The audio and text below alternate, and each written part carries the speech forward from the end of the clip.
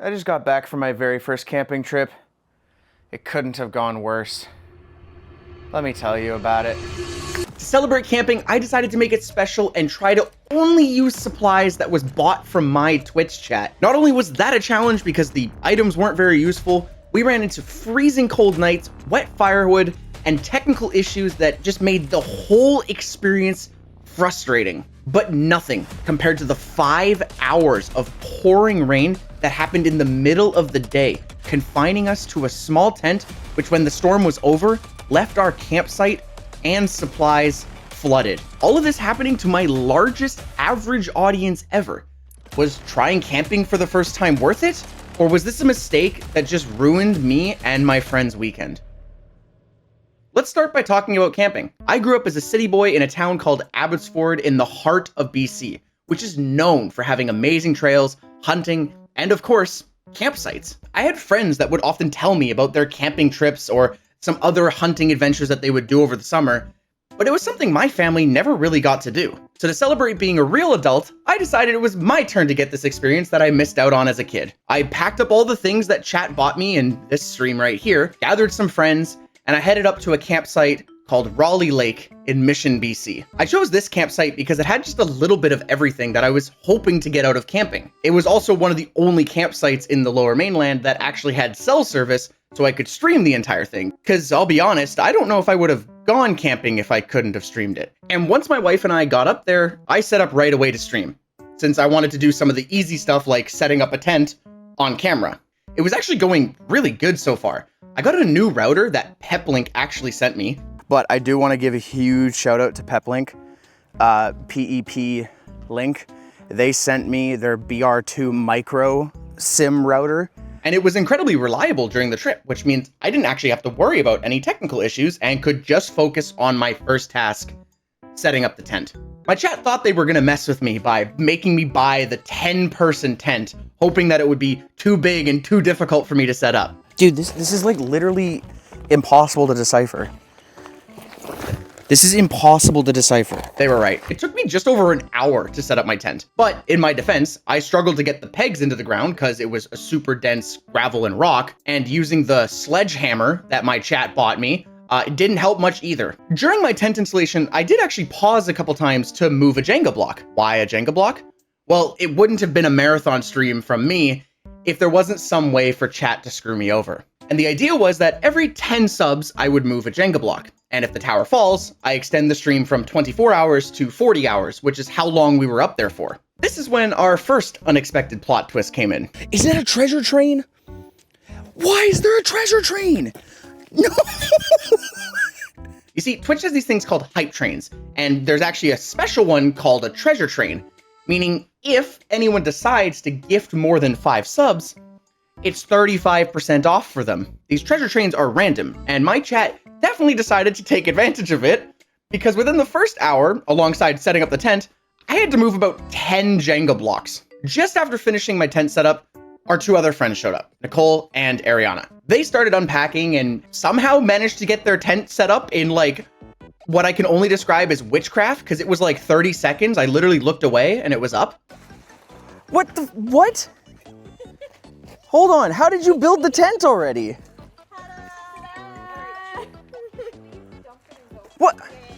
What? I looked over at my chat and they reminded me I should get a fire going. Chat was actually going to let me use one of those Bic lighters, but the survival kit that they had bought me actually came with flint and steel, and naturally I wanted to try that. And I fucking nailed it first try. Started the fire with some small sticks, but this is when we ran into our second plot twist. You see, BC's kind of known for being a fucking rainforest, which meant all the kindling I found around our campsite was soaking wet, and even some of the wood that we bought from the campsite was a little damp too. And we actually ended up losing that fire. And it took me so long to get it going again. I just kind of gave up and I resorted to drastic measures.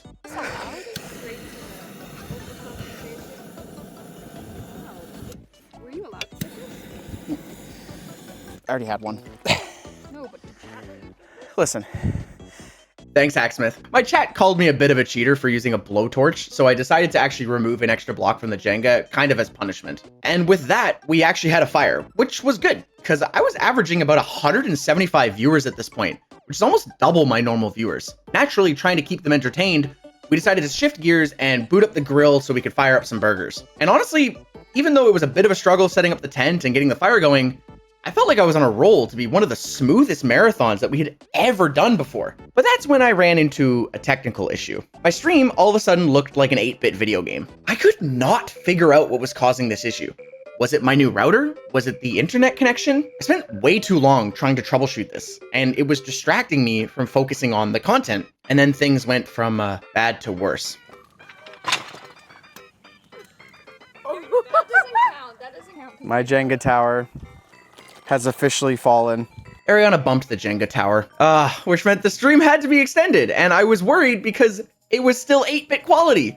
What am I going to extend it to, right? It looked like garbage. Ariana felt really bad, and honestly, I didn't even care. I wasn't even thinking about that because I really wanted to fix this weird issue. After 2 hours of troubleshooting, and I kind of just let it be because I assumed it was a cell tower nearby shutting off, making my signal weak, because it was only sending about 1 megabyte a second worth of bandwidth. But honestly, my chat kind of liked the vibe, because like, look at this.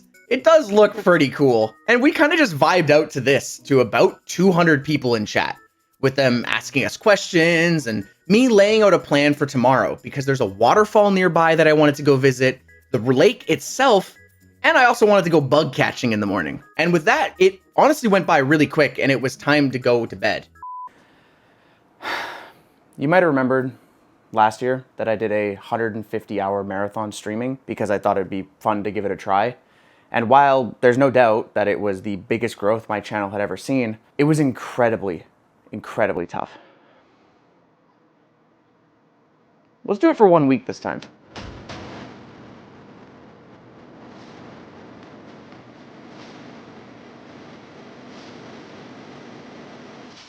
It's bokeh time, baby.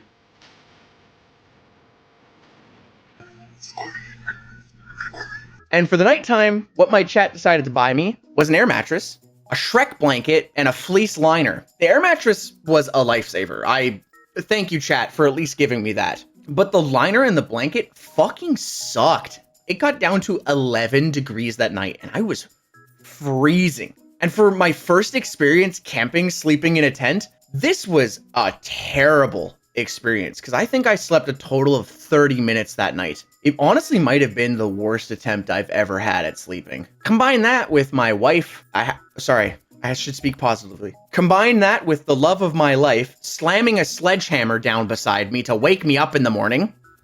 Good morning.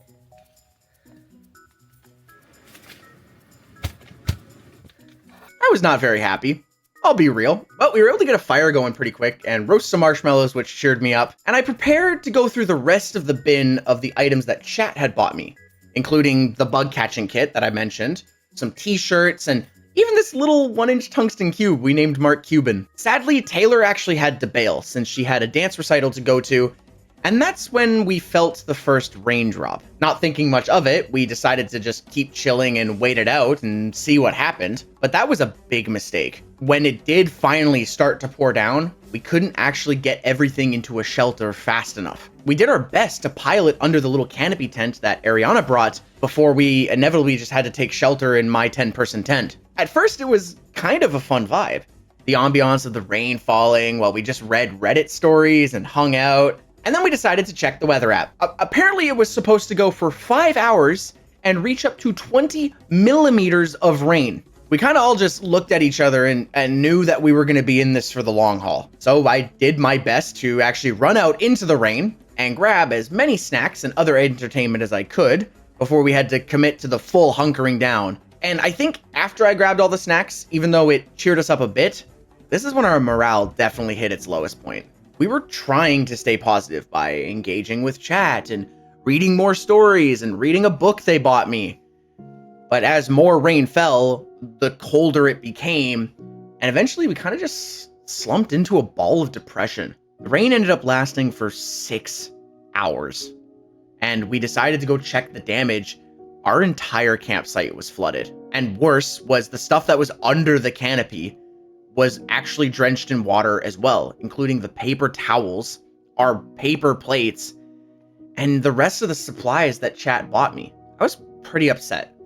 And combined that with the camera issue happening throughout the day again, my energy level to continue this for the next night was just not there. I was wishing the tower had never fallen because we were at the time where I would have been ending the stream and maybe I could have even packed up and gone home. The only full day I had did not go to plan. I didn't get to go see the waterfall. I didn't get to go bug catching. I didn't get to go see the lake. I didn't even get to go through the rest of the stuff chat had. Because when I did try to go through it, it was damaged. Or it was just not funny to me anymore. I just didn't even care. We tried to get our energy back up by chilling by the fire and having more conversation. But it was sitting by the fire that I actually realized something. As I'm sitting here, I'm like realizing how this is gonna sound really cheesy. Maybe you're getting tired, Boca, now. I kind of realize how blessed I am recently. And I think like a huge reason is for Twitch streaming and having an audience that allows me to do cool stuff like this. So thank you.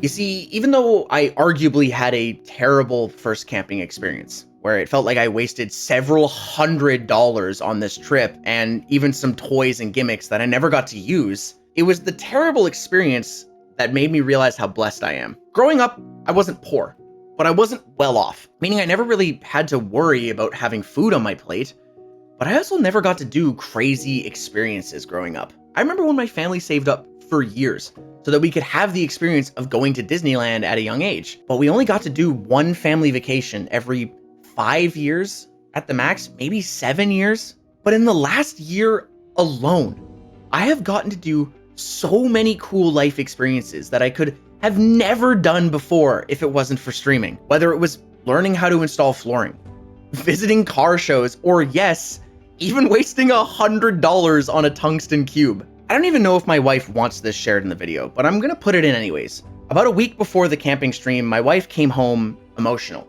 from shopping, and I couldn't figure out why. I asked her, did they just not have something you wanted? Like, what was going on? She got emotional because it was one of the first times she could just put things in the cart and not have to check the price.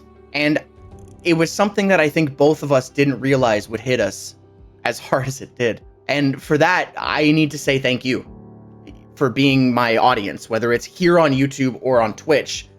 You guys have blessed me to be able to do some of the coolest things ever. And it was actually with this new reflection on everything that was going on that I actually was able to solve why my stream was going 8-bit mode. It turned out it was just DJI freaking out every time it switched to low light. We vibed out by the fire, just chatting about life and having chat give their inputs on the events. And we went to bed, which by the way was way worse than the first night. It got down to about 6 degrees. Holy shit, I was cold. But when I woke up, I had a new appreciation of what we went through. Taylor showed up in the morning, almost like a rescue boat. It was kind of funny. I ended the stream and we packed up and left. Was camping worth it? No, I'll be real. I probably won't do it again. But what was worth it is getting to try new things and finding out if there's something you should do again. This recap was kind of quick of my adventure, and I hope it was enough for you guys on YouTube. The biggest lesson again I learned was just how blessed I am. And I hope that you guys will continue to support and continue to hang out during these amazing streams. Right, Monty? He's jumping in front of the camera. Thank you again, guys. And I'll see you in the next stream.